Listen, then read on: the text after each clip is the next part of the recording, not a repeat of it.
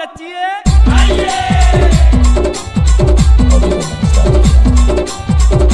पुष्पा नाम सुन के फ्लावर समझे क्या? फायर है मैं।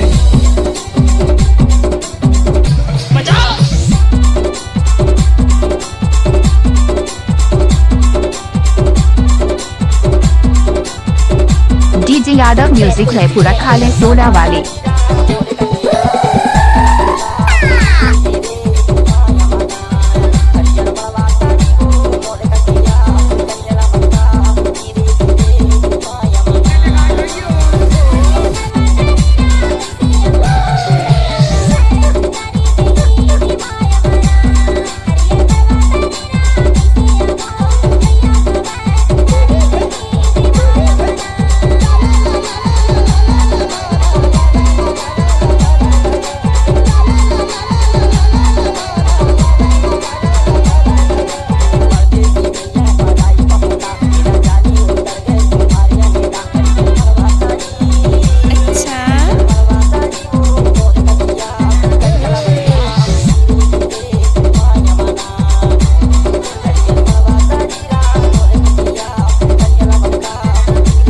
किसी का भी होगा, धमाका यादव का होगा।